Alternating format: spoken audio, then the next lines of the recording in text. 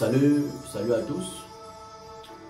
Je vous salue dans le nom de Jésus-Christ de Nazareth, le seul nom qui est digne d'être invoqué, respecté, craint, honoré, vénéré et révéré même. Malheureusement, aujourd'hui, beaucoup des hommes se font appeler les révérends par-ci par-là. Et malheureusement aussi, même l'Église acclame, n'est-ce pas, tout cela. Mais le seul nom qui doit être révéré, qui doit être élevé, c'est le nom de Jésus-Christ de Nazareth. Et je fais, n'est-ce pas, cette interpellation à l'endroit de mes amis, de mes frères, humainement parlant, de nos parents, qui sont encore dans l'invocation, l'adoration et la vénération d'une certaine Marie, mère de Jésus-Christ homme. Je vais vous interpeller encore une fois de plus parce que Dieu, n'est-ce pas, pense à vous, Dieu, n'est-ce pas, veut vous sauver. Et nous savons que nous sommes dans les temps de la fin. Voilà pourquoi le programme, n'est-ce pas, que vous écoutez par cette vidéo, c'est Appel de minuit. Donc, si tu écoutes cette vidéo sur la chaîne YouTube Appel de minuit, je t'invite à partager cela. Parce que c'est très important de partager. Ça sert, n'est-ce pas, de suivre, n'est-ce pas, de liker et ne pas aussi partager. Il faut aussi partager, c'est très important. Donc, je t'invite à partager et à t'abonner même. Voilà, que tu sois d'accord que tu sois d'accord ou pas, je t'invite aussi à t'abonner. Voilà, demain tu peux être d'accord. D'accord, voilà, donc je t'invite à t'abonner à la chaîne YouTube. Je vais t'interpeller sur cette pratique que beaucoup des humains, n'est-ce pas, ont accepté. Le dogme de l'Immaculée Conception de Marie, entre guillemets, soi-disant Vierge Marie. Parce que nous savons que elle n'est pas demeurée vierge. D'accord? Voilà, les femmes juives, les premiers enfants, n'est-ce pas, les obtenaient toujours, n'est-ce pas, tout dans la virginité. Donc, mais après ça, elle n'était plus restée juive. Parce que la Bible dit qu'elle a eu beaucoup d'enfants après cela. Elle a eu beaucoup d'enfants. Et parmi ces enfants, il y a beaucoup, n'est-ce pas, dont la Bible parle qui sont convertis, comme les Jacques, comme les Judes. D'accord? Donc, il y a ce dogme-là. Parce que Dieu veut te sauver. On n'a pas un problème, n'est-ce pas, avec l'église catholique, d'accord, voilà, on a un problème, ou bien on n'a pas un problème avec l'église catholique, parce que moi je suis catholique, d'accord, voilà, on n'a pas un problème avec les prêtres de l'église catholique romaine, les papes. Le seul problème que j'ai avec c'est les doctrines qui n'ont rien à voir avec la parole de Dieu et qui amènent les gens à être en communion avec les démons. D'accord? Parce que si tu acceptes une doctrine comme celle dont je vais te parler tout à l'heure en une quinzaine de minutes, la doctrine, n'est-ce pas, de l'Immaculée Conception de la Vierge Marie, tu es en train de rejeter totalement, n'est-ce pas, l'œuvre de la croix de Jésus-Christ, tu rejettes totalement le sacrifice de Jésus-Christ, tu rejettes totalement, n'est-ce pas, même la venue de Jésus-Christ, tu rejettes tout cela. Et si tu rejettes toutes ces choses-là, sache que tu ne pourras pas entrer au paradis. C'est vrai qu'on t'a promis, n'est-ce pas, qu'en donnant, n'est-ce pas, tes indulgences, ton argent, ainsi de suite, tout cela, on va faire les messes de requiem, n'est-ce pas, en ton honneur, pour que tu ne puisses pas durer au purgatoire et ensuite tu pars, n'est-ce pas, au paradis. C'est faux. D'accord? C'est faux. Il faut demander à ces personnes-là qui vous disent cela de vous montrer ça dans la Bible. D'accord? Dans la Bible. Toi-même, si tu n'es pas d'accord, tu peux poser les questions en commentaire pour que tout ce que je te dis, on puisse le justifier cela, n'est-ce pas, la lumière, n'est-ce pas, de la parole de Dieu. Ce n'est pas moi qui ai créé la parole de Dieu. Ce n'est pas les hommes de Dieu, les prédicateurs qui vous interpellent tous les jours, qui ont créé, n'est-ce pas, la parole de Dieu. Nous l'avons trouvée et on a mis notre foi en cette parole-là et nous voulons la garder telle qu'elle est. D'accord? Donc, le Seigneur Dieu dit, il ne veut pas que nous soyons en communion avec les démons. Parce que lorsque tu t'attaches à une fausse doctrine, tu t'attaches, n'est-ce pas, à des démons. Lorsque tu t'attaches à des fausses doctrines, tu t'attaches à des esprits démoniaques. Tu comprends? Voilà pourquoi c'est important tous les jours d'écouter, n'est-ce pas, la parole du Seigneur pour veiller, pour vérifier, d'accord, si tu es dans la bonne doctrine, dans la bonne parole de Dieu. C'est très important. Ne te plaît pas à défendre que le monde. Voilà ce qu'on dit dans notre église, voilà ce que notre prêtre a dit, voilà ce que notre pape a dit. Parce que les prêtres là qui disent cela, les papes qui disent ce que tu acceptes là, ce ne sont pas eux qui sont morts à la croix pour toi. Ce ne sont pas eux qui ont dit que, n'est-ce pas, ils ont porté, n'est-ce pas, tes péchés. Ils sont prêts à porter tes péchés. Ils ne peuvent pas porter tes péchés parce qu'eux-mêmes aussi, ils ont besoin de pas que Jésus ne pas porter leurs péchés. D'accord? Maintenant, il est préférable pour toi, mon ami, c'est que tu mettes plutôt ta confiance, en ton espérance, ta recherche sur celui-là qui a dit qu'il est mort pour tes péchés. C'est lui, c'est en lui qu'il faut croire. C'est sur lui qu'il faut fixer les regards. Donc, je veux t'inviter à ne pas discuter la parole de Dieu et à ne pas, n'est-ce pas, l'accepter en fonction de ce qu'un homme t'a dit, pas en fonction de ce que moi je t'ai dit, pas en fonction de ce que le prêtre ou bien le pape t'a dit, mais en fonction de ce que nous lisons dans la parole, n'est-ce pas, de Dieu. Si tu as une Bible, tu peux ouvrir ta Bible, tu vas vérifier, d'accord, n'est-ce pas, en nous parlons, n'est-ce pas, du dogme de l'Immaculée Conception de la Vierge Marie, d'accord. Cela signifie quoi? C'est une doctrine qui, selon, n'est-ce pas, les concepteurs, n'est-ce pas, de cela, les initiateurs, n'est-ce pas, de cette doctrine-là, que Marie, mère de Jésus-Christ, homme, aurait été conçue parfaite, aurait été conçue sans péché, aurait été conçue elle a été, n'est-ce pas, conçue dans sa conception, lorsque ses parents, n'est-ce pas, l'engendraient, elle a été préservée de toute tâche de péché, d'accord. Voilà, et pendant sa vie, elle a été préservée de toute tâche aussi. Et elle a été aussi préservée du péché originel. D'accord, du péché originel. Donc du péché que nos premiers parents, les premiers hommes de la terre ont commis, Adam, n'est-ce pas, et Ève. Donc, cette doctrine nous fait comprendre que, selon ces personnes-là, d'accord, selon, n'est-ce pas, les prêtres catholiques, ou bien les catholiques romains, les papes catholiques romains, que Marie aurait été conçue sans péché. D'accord? Elle aurait été conçue sans péché. Et qu'elle a vécu, n'est-ce pas, sans péché. Et c'est totalement, n'est-ce pas, démoniaque. C'est totalement, n'est-ce pas, une abomination. Parce que si Marie aurait été conçue sans péché, Jésus-Christ, n'est-ce pas, ne serait pas venu sur la terre sauver les humains. Dieu, n'est-ce pas, devait passer par Marie pour sauver les humains. Donc Dieu devait amener Marie monter à la croix pour sauver les humains. Pourquoi? Parce que Dieu, n'est-ce pas, pour sauver les hommes de leur péché, il fallait, n'est-ce pas, qu'on offre à Dieu pour satisfaire, n'est-ce pas, à ses exigences, n'est-ce pas, de la justice divine, donc donner quelque chose qui est pur pour purifier tous les hommes, n'est-ce pas, qui ont été souillés. Voilà pourquoi sur la terre, il n'y avait personne, n'est-ce pas, qui pouvait donner, n'est-ce pas, ce sang pur-là. Il n'y avait personne. D'accord? Pourquoi Marie, n'est-ce pas, n'est pas montée sur la croix, morte pour Jésus-Christ de Nazareth, morte pour les humains autant pour moi? Parce qu'elle ne pouvait pas. Parce qu'elle-même aussi, elle avait besoin, n'est-ce pas, de quelqu'un qui va mourir pour ses péchés. Elle avait besoin de quelqu'un qui va mourir, n'est-ce pas, pour ses abominations qu'elle a commises en tant qu'humaine, pour les mauvaises pensées qu'elle a eues en tant qu'humaine, pour les mauvaises pensées, les mauvaises actions, les mauvais comportements, les sales caractères qu'elle a eu à manifester en tant qu'humaine et en tant que descendant d'Adam et Ève. D'accord? Donc, lorsqu'on vous fait comprendre que Marie a été conçue sans péché, elle a vécu sans péché, c'est du mensonge. Voilà pourquoi, lorsque vous mettez votre foi, n'est-ce pas, en cette doctrine-là, vous serez habité par les démons. Vous serez, n'est-ce pas, possédé. Et par la suite, vous croirez, n'est-ce pas, être sur le chemin de la vie éternelle, mais pourtant vous êtes sur le chemin de la mort éternelle. Voilà, je vous assure. Nous aimons, n'est-ce pas, tous ceux qui sont catholiques romains. On a nos familles dans l'église catholique romaine. On ne peut pas les haïr parce que si on les hait, si je les hais, je suis animé de l'esprit, n'est-ce pas, du mal. Mais c'est parce que nous les aimons que nous voulons ne pas les interpeller, à prendre la parole de Dieu, à vérifier ce qu'il y a à l'intérieur. D'accord? À vérifier ce qu'il y a à l'intérieur. C'est une abomination d'adorer Marie, ou bien de vénérer Marie, de rendre un quelconque culte à Marie. Donc tous les cultes mariales, ce sont des cultes démoniaques. Ce sont des cultes démoniaques. Ce sont des cultes n'est pas vampirisés. C'est pourquoi Dieu veut, n'est-ce pas, que tu sois éclairé pour te sauver. Ce n'est pas qu'une église sur la terre est meilleure qu'une autre église. La seule église qui est meilleure que toutes les autres églises, c'est l'église, n'est-ce pas, de Jésus-Christ de Nazareth. C'est l'église, n'est-ce pas, corps de Jésus-Christ.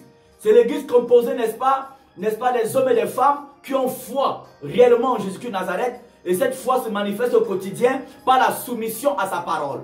Par la soumission à la parole qu'une dénomination a prêchée, qu'un pasteur, un prophète, un prêtre, un pape a prêché. mais se soumettre à la parole de Dieu telle que Jésus-Christ nous l'a annoncé, telle que les disciples de Jésus-Christ nous l'ont enseigné. D'accord? Donc, cette dogme-là, vous allez vous rendre compte que cette dogme-là n'a pas été enseignée par les premiers chrétiens. La Bible dit que l'Église a été bâtie sur le fondement des apôtres et des prophètes de Jésus-Christ de Nazareth. Mais lorsque toi, tu ouvres ta Bible, tu connais les noms, n'est-ce pas, des apôtres de Jésus-Christ. Mais quel apôtre de Jésus-Christ a enseigné, n'est-ce pas, que Marie a été conçue sans péché? Parce que lorsqu'on vous enseigne cela, c'est pour vous détourner, n'est-ce pas, de l'œuvre de la croix. C'est pour vous détourner du sacrifice que Jésus-Christ a accompli à la croix.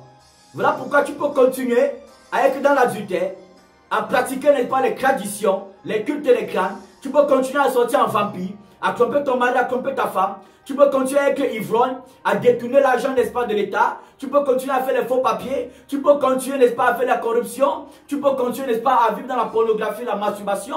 Tu peux continuer à vamper la nuit, à pratiquer la sorcellerie. Tu peux continuer à haïr, n'est-ce pas, tes amis, à haïr tes voisins, n'est-ce pas, à esclavager, n'est-ce pas, les gens. Tu peux continuer à faire toutes ces choses-là parce que tu n'as jamais été confronté réellement à l'œuvre de la croix de Jésus-Christ de Nazareth. Cette œuvre qui dit que celui qui veut me suivre, qui renonce à sa vie et qui se charge chaque jour de sa croix et qu'il me suive. Là, il sera vraiment mon disciple. Donc, lorsque tu lis la Bible, mon ami, tu ne verras pas où les disciples de Jésus-Christ de Nazareth ont enseigné ce qu'on vous a enseigné ou bien ce qu'on nous a enseigné. Parce que même moi, j'ai été enseigné ainsi. D'accord? Même moi, j'ai été enseigné ainsi. J'ai été enseigné ainsi. Mais vous ne verrez pas où les disciples dans la Bible ont enseigné cela. Mais, au fur et à mesure que le temps passait, les hommes, n'est-ce pas, lorsque les premiers disciples sont morts, avec, n'est-ce pas, l'un des grands derniers, l'apôtre Jean, qui est mort, les doctrines bizarres ont commencé, n'est-ce pas, à se multiplier, n'est-ce pas, dans l'église, qui était d'abord une bonne église à l'origine, d'accord? Et, parce que les anciens qui étaient là pour paître le propos de Dieu, ils ne s'entendaient plus, beaucoup étaient tombés dans la cupidité, comme aujourd'hui beaucoup de pasteurs, de prophètes sont dans la cupidité, d'accord? Voilà, ils ne s'entendaient plus entre eux. Il a fallu qu'un païen, Constantin Ier, vienne, n'est-ce pas, s'asseoir pour tisser, n'est-ce pas, certaines règles entre eux, pour, n'est-ce pas, faire fonctionner l'église, n'est-ce pas, entre guillemets, de Jésus-Christ de Nazareth. Et ce dogme-là, n'est-ce pas, commençait déjà, n'est-ce pas, à sortir, n'est-ce pas, du langage de plusieurs personnes. Mais elle n'était pas encore totalement officielle. Tu peux demander, n'est-ce pas, à tes prêtres catholiques romains, parce que moi je suis un prêtre, d'accord, mais pas un prêtre catholique romain, bien sûr, parce que les prêtres catholiques romains, n'est-ce pas, ils ont besoin de naître de nouveau, ce sont des païens, ils ont besoin de Jésus-Christ, d'accord, voilà. Donc, tu peux leur demander, d'accord, à quel moment est-ce qu'on a officialisé la pratique de l'Immaculée Conception de la Vierge Marie. Ils te diront que c'est dans le 17e, 18e siècle. Dans les années 1700, dans la fin du 17e siècle, au début du 18e siècle. Pas le pape Pie IX. Pas le pape Pie IX. D'accord? C'est un pape qui a dit, ok, vraiment, il faudrait qu'on officialise, n'est-ce pas, cette doctrine-là, pour amener les gens à rendre un culte plus, n'est-ce pas, excellent à Marie. Mais c'est démoniaque, mon frère. C'est démoniaque, toi qui m'écoutes. C'est démoniaque. D'accord? C'est démoniaque. Je ne dis pas que ces prêtres-là sont des satans. Mais ils sont possédés par Satan. Ils ont besoin, n'est pas, d'être délivrés. Ils ont besoin réellement de revenir à l'évangile de Jésus-Christ de Nazareth et naître de nouveau. Parce que eux, ils sont possédés par les ténèbres. Toi aussi qui t'enseignes, tu es possédé par les ténèbres. Voilà pourquoi Jésus veut te sauver. Jésus ne veut pas que tu mettes ton espoir, n'est-ce pas, en les messes de chrétiennes, en des prières qu'on va faire en ta faveur après ta mort. Il ne veut pas que tu mettes ton espoir, qu'on va prier pour le repos de ton âme. C'est pendant que tu es vivant là que tu dois travailler pour le repos de ton âme. Dès que tu meurs, il n'y a plus, n'est-ce pas, quelque chose qui se passera pour toi, si ce ne sont que les conséquences de ce que tu as fait pendant que tu es vivant, n'est-ce pas, sur la terre. Alléluia. Donc mon frère, mon ami, toi qui m'écoutes, chaque 8 décembre, n'est-ce pas, cette doctrine-là, n'est-ce pas, est célébrée chaque 8 décembre. Donc chaque année, c'est le 8 décembre qu'on célèbre, n'est-ce pas, cette fête-là.